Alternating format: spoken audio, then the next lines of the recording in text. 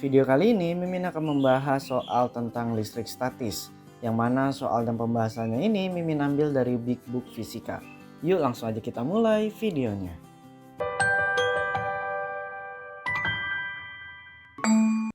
Oke, masuk ke nomor 1. Jadi di sini ada gambar dan kita suruh mencari besarnya gaya pada minus 10 mikrocoulomb. Nah, untuk kerjaan soal kayak gini, langkah pertama kita tentukan dulu nih arah-arahnya. Jadi kalau misalkan di sini 50 mikrocoulomb nggak dikasih tahu positif negatifnya, itu tuh biasanya langsung positif. Oke, di sini udah pasti negatif karena ada negatifnya, dan di 40-nya itu positif. Nah, kalau kalian masih ingat tentang gaya kolom, tentang tarik menarik interaksi benda bermuatan, kalau positif dan positif atau negatif dengan negatif, maka akan tolak menolak ya. Tolak menolak. Nah, kalau misalnya arahnya berlawanan, muatannya misalkan positif dengan negatif, maka akan tarik menarik. Oke, akan tarik menarik. Otomatis kalau kita lihat dari gambar, minus 10 itu kan negatif. Kemudian dengan yang positif berarti akan tarik menarik. Maka bisa kita tuliskan kalau di sini tuh ke kanan dan ke kiri, dan yang di 50-nya akan ke kanan. Kemudian untuk yang 40 mikrocoulomb dengan yang minus 10 akan tarik menarik juga. Ini ke kanan dan ini ke kiri. Tapi karena di sini kita ditanyanya itu hanya di gaya minus 10 mikrocoulomb, berarti yang kita tinjau itu hanya yang di tengahnya aja. Ya, otomatis karena arahnya itu berlawanan, maka kita akan kurangkan. Jadi F yang di minus 10 mikrocoulomb itu F2 dikurang F1, atau pokoknya F besar dikurang F kecil ya. Nah, ya udah kita masukkan F itu rumusnya apa? K dikali Q1 kali Q2 per R kuadrat. Nah, K-nya itu kita keluarkan dulu aja biar lebih mudah dalam perhitungannya. 9 kali 10 49 dikali Q1-nya itu kita anggap yang 50-nya ya. 50 mikrocoulomb diubah ke kolom, jadinya 5 kali 10 46. Jadi 1 mikrocoulomb itu 10 pangkat minus 6 ya. Kemudian yang 10 minus 10-nya juga kita ubah jadinya 10 pangkat minus 5. Nah, yang perlu diperhatikan di sini itu ingat, kalau gaya kolom itu dia hanya melibatkan angkanya aja. Jadi kalau ada negatif gini, itu kita abaikan karena negatif positif itu hanya untuk menentukan arah yang tadi kita kerjakan di awal. Jadi pas di perhitungan yang diambil angkanya aja. Per jaraknya itu 30 cm, 3 kali 10 4 min 1 kuadrat. Dikurang ya ini 4 kali 10 min 5 yaitu yang ini, dikali 10 pangkat minus 5 per 3 kali 10 min 1 kuadrat. Nah, kalian ini hitung sendiri ya, nanti didapatkan 10 Newton. Nah, Mimin yakin sih kalian pasti bisa lah ya menghitung perhitungan seperti ini. Yang penting kan di sini konsepnya. Oke, kita masuk ke soal selanjutnya. Oh ya, berarti yang tadi itu jawabannya 10 Newton ya. Oke, lanjut. Nah, untuk yang soal selanjutnya itu kita sama kayak tadi, tapi di sini suruh menentukan berapa besar muatan Q3 agar Q2-nya itu bernilai 0. Ya, kebetulan karena di soal yang ini udah diketahui muatannya, berarti kan di sini positif, positif, positif. Sesuai kayak di soal sebelumnya, maka arahnya itu kan akan tolak menolak. Gini. Yang ke kiri ini yang disebabkan sama Q3, yang di sini yang disebabkan oleh Q1 ya. Oke?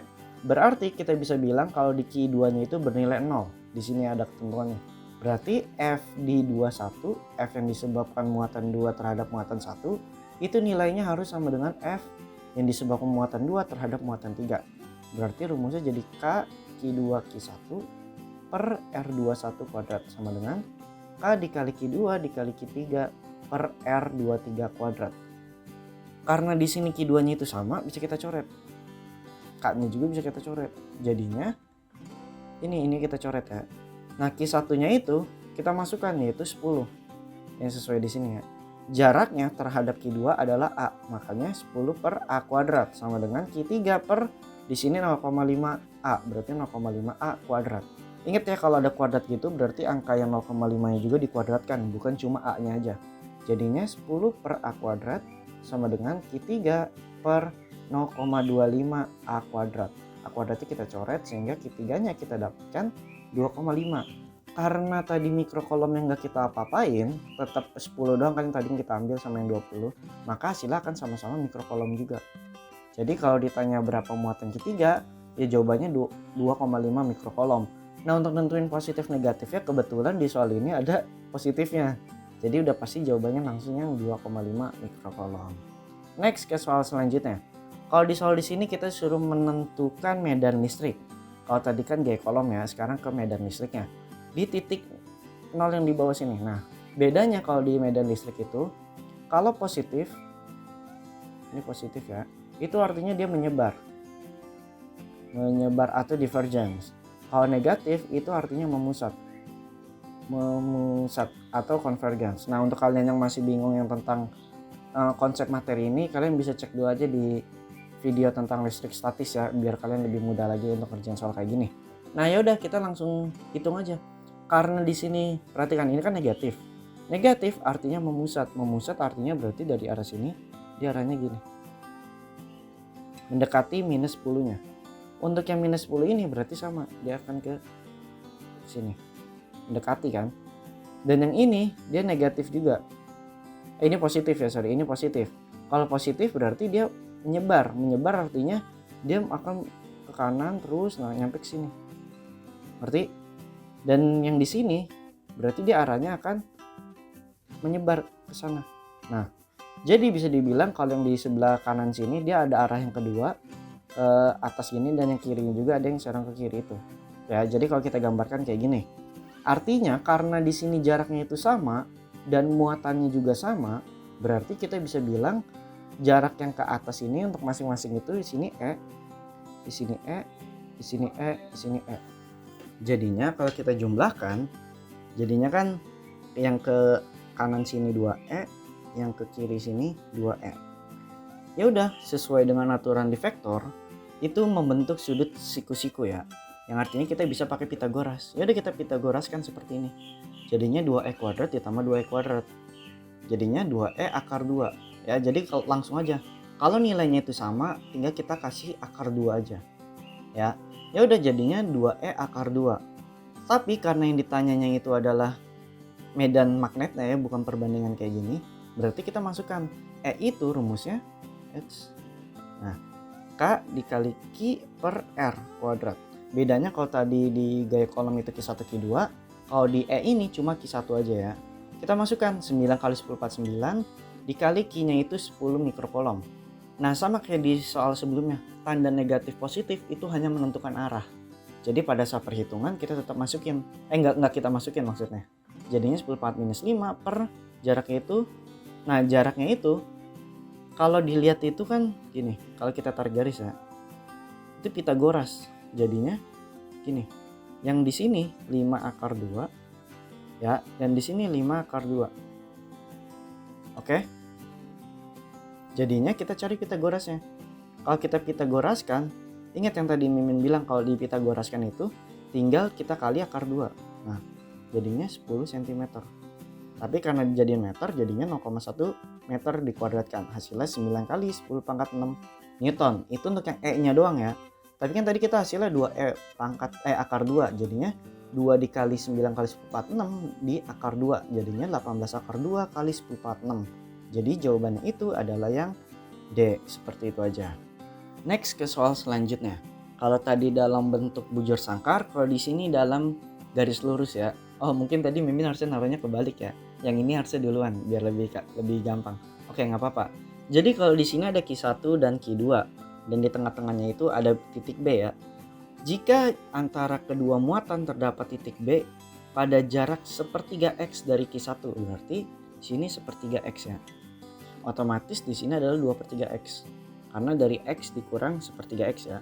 Ya udah, kalau ditanya jika besar muatan di titik B sama dengan 0, nah sama dengan 0. Kalau sama dengan 0 sama kayak prinsipnya di soal nomor 2 kalau nggak salah tadi.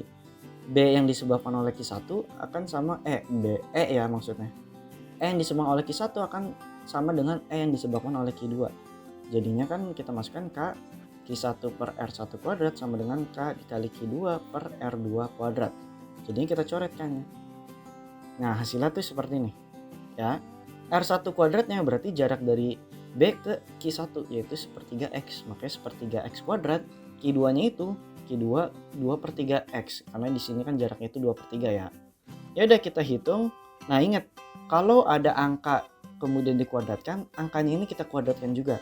Jadinya kalau kita tulis panjangnya gini, Q1 per 1/9 X kuadrat sama dengan Q2 per 4/9 X kuadrat.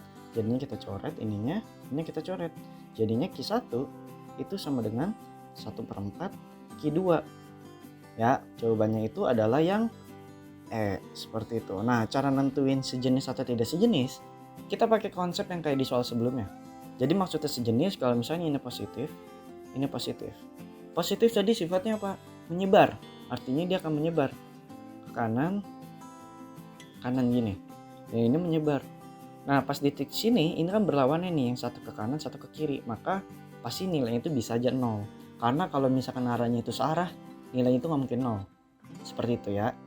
Next ke subbab selanjutnya yaitu tentang potensial listrik. Nah, kalau di potensial listrik itu ngitungnya menurut Mimin lebih simpel ya, karena kita tinggal ngitung seperti biasa aja. Bedanya kalau di gaya kolom dengan medan listrik itu jenis muatannya itu kita abaikan hanya untuk menentukan arah. Tapi kalau di potensial listrik itu muatannya juga jenis muatannya negatif positifnya tetap dimasukkan di dalam perhitungannya. Ya, jadi Q1-nya itu kita masukkan tadi sesuai ini 2,5 kali 10 8. Q2-nya kita masukkan minus 2,5 kali 10 8 dengan jarak itu sama-sama 5. Nah, kita masukkan rumus V itu adalah K/Q per R. Jadi R-nya itu cuma R doang, nggak pakai kuadrat. Kita jumlahkan aja. Nah, kita masukin angkanya. Oke, sama. Tapi karena Q2-nya itu bernilai negatif, makanya di sini kita masukkan negatif. Ya udah, otomatis nilainya 0. Kenapa? Karena jaraknya sama dan muatannya juga sama. Cuma beda jenis muatannya. Jadinya ya 0. Berarti besar potensial listrik total di titik P ya jawabannya itu 0. Ya, oke. Nah, kita masuk ke subbab terakhir yaitu tentang kapasitor. Di sini sebenarnya kapasitor Mimin udah pernah bahas juga ya sama kayak di soal-soal sebelumnya. Tapi ini hanya sebagai review aja biar kalian ingat lah ya materi tentang kapasitor ini. Nah, ya udah. Ditanya besar kapasitas antara titik A dan B. Nah, langkah pertama kita buat nih. Ini rangkaian apa? Paralel. Paralel itu di kapasitor kebalikan dari resistor. Tinggal kita jumlahkan. Jadinya 2 ditambah 2, yaitu 4 kolom. Jadi kalau kita gambar set gini. Oke, gini. Nah, di sini adalah ya.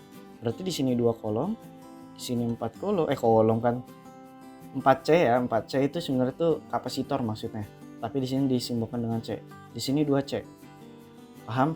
Berarti 2C dan 4C-nya itu kita serikan. Kalau diserikan berarti sama aja kayak rumus paralel di resistor.